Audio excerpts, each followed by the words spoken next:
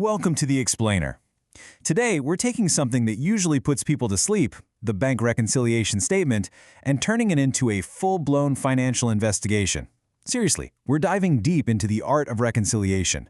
So for the next few minutes, think of yourself less as a number cruncher and more as a financial detective trying to solve a high-stakes puzzle where literally every single dollar has to be accounted for. Picture this. It's month end. You sit down, open your business's accounting ledger, your cash book, and it says you have a super healthy balance of, say, $20,000. Awesome. But then you log into your online banking portal to check your statement, and it says you only have $15,000. Cue the immediate panic. Why doesn't the cash match? I mean, it's the exact same bank account, so how on earth can there be two totally different realities? Don't worry, there is a foolproof way to crack this case. Here's our roadmap for today. First, we'll look at the mismatched balance mystery. Second, the cash book versus the bank statement. Third, why differences actually happen. Fourth, decoding the terminology. And finally, the exact steps to reconcile. All right, Section 1, the mismatched balance mystery. 2 records, 1 truth. So, the core conflict here is that you have 2 distinct records trying to tell the story of one single truth, your money. When you see a massive discrepancy between your internal ledger and the bank system, your first instinct is probably fraud.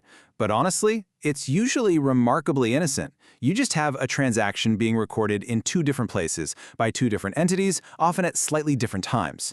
The information just hasn't synchronized yet. It's a communication lag, not necessarily a crime. Moving on to Section 2, Cash Book versus Bank Statement, the mirror effect.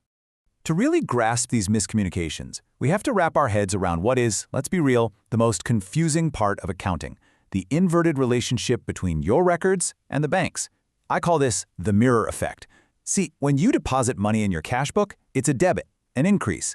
But to the bank, it's an absolute mirror image. Your deposit shows up as a credit. Why on earth is the bank doing everything backwards? Well, the truth is, the bank isn't doing it backwards at all. They're just doing it from their perspective. And that brings us to bank liability.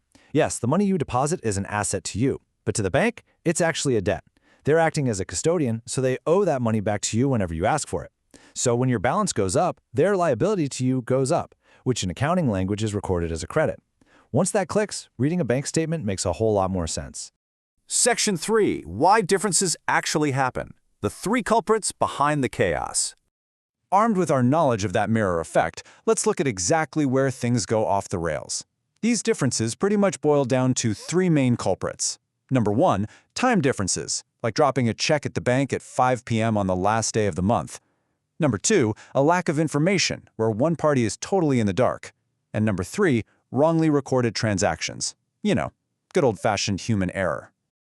Let's zoom in on that lack of information for a second, because this asymmetrical info creates a massive gap. Imagine a regular customer directly deposits money into your account, but they forget to send you the receipt. Your bank balance jumps up, but your cash book is completely clueless. Or, on the flip side, the bank deducts a regular service fee. They aren't calling you to ask permission, they just take it. Until you pull that statement at month end, your internal records are blissfully unaware of the missing funds.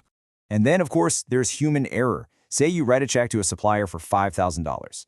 But when you go to type it into your cash book, your finger slips and you accidentally record it as $4,000. The bank correctly clears the check for $5,000, so when you compare the two, you've got a $1,000 discrepancy. Boom, that $1,000 difference is your missing culprit right there. Okay, Section 4, Decoding Terminology. This is your investigator's toolkit. Now that we know how these errors happen, let's define some terms you'll definitely run into. First up is the unpresented check.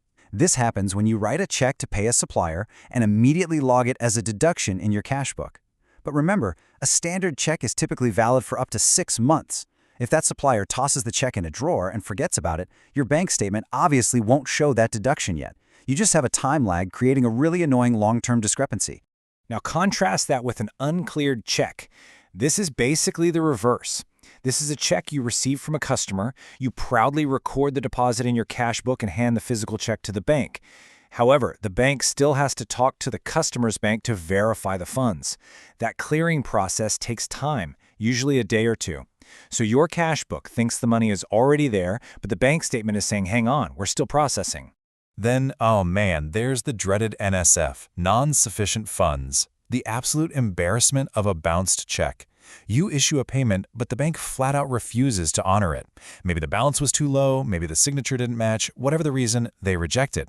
But here's the kicker. You already recorded that payment in your cash book, so instantly, your perfectly planned ledger is completely thrown off balance. To avoid that exact NSF situation, businesses will often set up a bank overdraft. It's basically a pre-approved credit limit that lets a business withdraw more money than they actually have in the bank. The bank just steps in and loans you the difference on the spot. It's a fantastic safety net, right? But it introduces a new wrinkle. The bank is now charging you interest on that borrowed cash, which is a brand new hidden transaction that you have to go back and reconcile in your cash book. Finally, Section 5.